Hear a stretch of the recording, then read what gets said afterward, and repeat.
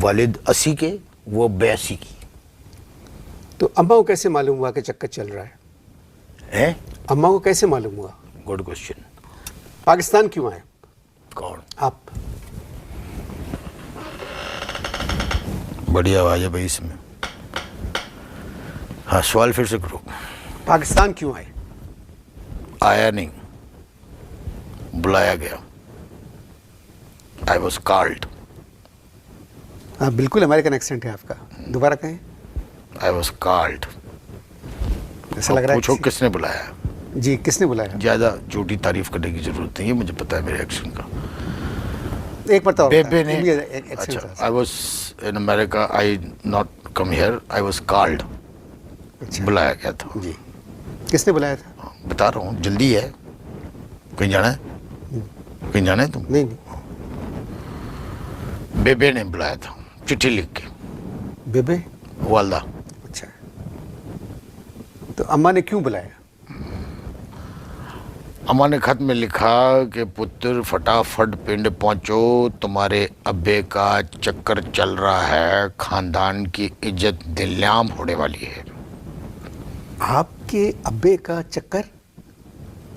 क्या उम्र है आपके अब्बा की? ओए गल सुन, मेरे अब्बे मेरे से बड़े हैं। जाहिर है। तो फिर भी उम्र कितनी है उनकी? 12 अक्टूबर को वो 80 बरस के हो जाएंगे। 80 बरस के बुजुर्ग का चक्कर?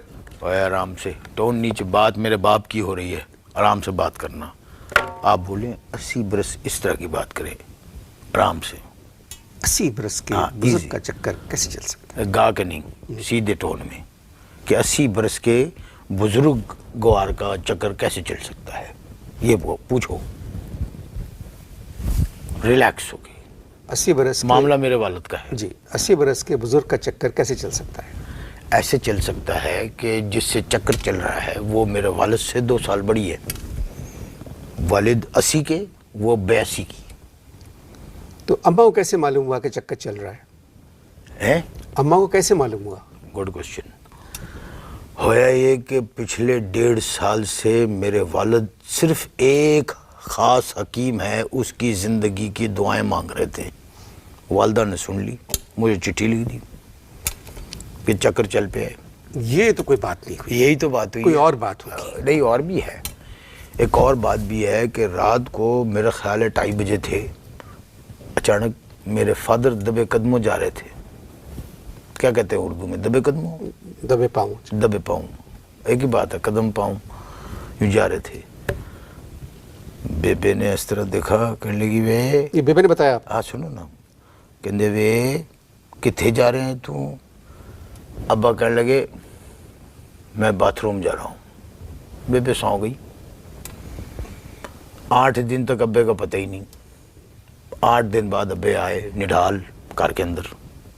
बेबे ने कहा किथे सौ? कहने लगे मैं बाथरूम गया था। कहने लगे 1 हफ्ते? कहने लगे मैं गुजरात में अपने एक दोस्त के कार में बाथरूम में गया था। वो बाद में मालूमात की थी तो पता लग गया वो बुढ़ी उत्थे गुजरात ही रहती है, और सुना है इस उम्र में भी मैडम नूर जाके गाने बड़े मटक मटक के गाती है। शिगड़ी दोपहर पिपड़ी दे तले मैं छलिकाया वंगा, ए दसी ना किसी तो सब एक ही नक्शे कदम पे चल रहे हैं। अगला सवाल करो। अपनी राय का इजहार करने की जरूरत नहीं है, जिस लिए बुलाया है वो काम करो। चलिए, ये तो आपके खानदान की बातें हैं। Problem with the Pakistani, calling for one reason talking another. चलिए, ये तो आपके खानदान की प्रॉब्लम से। तुम्हारे तुझे क्या है मेरे खानदान? हाँ, नहीं, बिल्कुल। आपके खानदान में भी ऐसा बहुत कुछ होगा। जी जी जी, बिल्कुल है ना? तो फिर सबके खानदान में कोई ना कोई बुराई होती है। मुंह न खुलवाओ किसी का भी, अपनी गल करो, जिस काम के लिए इधर बुलाया है वो करो। टॉक। 9/11 के दिन आप न्यूयॉर्क में थे? हाँ जी। तौबा तौबा। 9/11 I was New York driving taxi. One new brand Pakistani first time came New York, sitting my cab back at the वो मेरे साथ बैठा था, पहली दफ़ा आया था पाकिस्तानी। अब टैक्सी जा रही है, कहने लगा मैनहट्टन चलो। मैं मैनहट्टन गया। अब क्या हुआ कि मैनहट्टन में जब जहाज़ आया ना बिल्डिंग की तरफ, तो पीछे से पाकिस्तानी चीखा, कहता है यार अमेरिका ने इतनी तरक्की कर ली है कि जहाज़ बिल्डिंग के अंदर उतर रहा है। मैं कहा वो जाहिल बदबख्त उतर नहीं रहा है, घुस रहा है।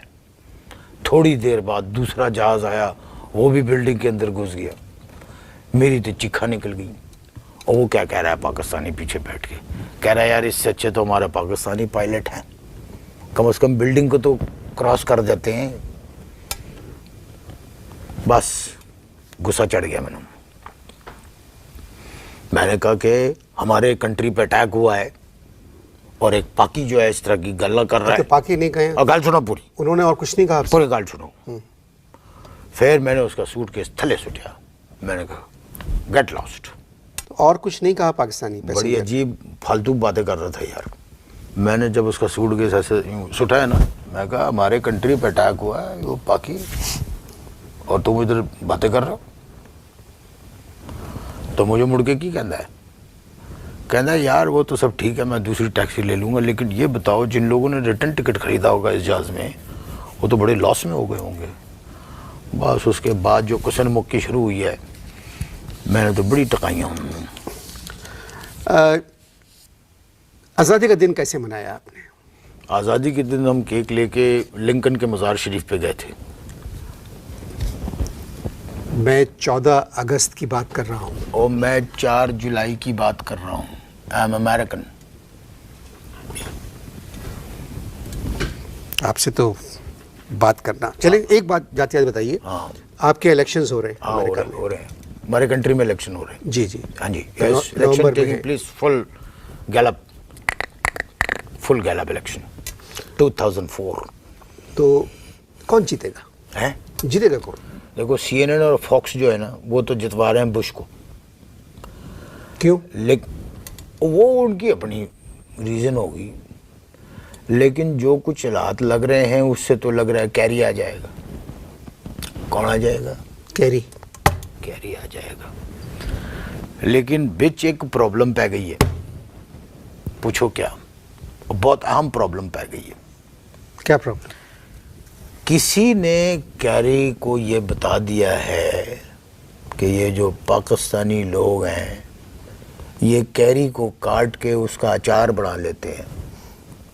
कैरी की चिखें निकल गई हैं।